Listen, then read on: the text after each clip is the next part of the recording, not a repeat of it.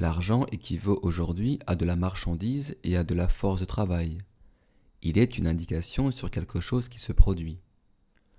Si l'on passe de la pure abstraction à la réalité, si l'on songe lorsqu'on paye quelqu'un avec 10 billets de 100 marks, qu'avec ces 10 billets on fait passer de la main à la main l'équivalent du travail d'un certain nombre de personnes, que ces billets renferment le pouvoir d'obliger tel nombre de gens à travailler, alors on est déjà en plein cœur de la vie, avec toutes ses ramifications et toutes ses impulsions. Alors on ne s'arrêtera plus à la pure abstraction, à l'abstraction machinale que représente un paiement en argent.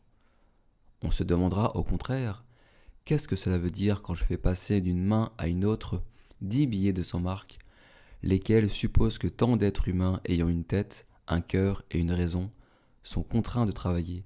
Que signifie cet acte? En fin de compte, seule une considération spirituelle de la chose répond à une telle question. Prenons un cas extrême.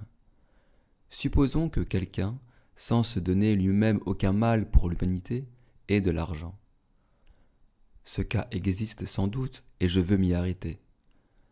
Donc, quelqu'un a de l'argent sans se donner aucun mal pour l'humanité. Pour cet argent, il achète quelque chose.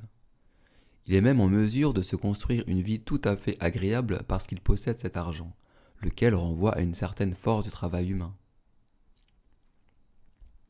Certes, cet individu n'est pas pour autant mauvais. Il peut être quelqu'un de très bon et même de très zélé, car souvent, on n'a pas le discernement de la structure sociale.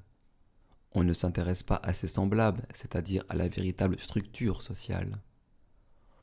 On pense déjà aimer les gens en s'achetant quoi que ce soit pour l'argent dont on a hérité, ou bien même en l'offrant. Mais lorsqu'on l'offre, on ne fait rien d'autre que de faire travailler un certain nombre de gens pour celui auquel on offre l'argent.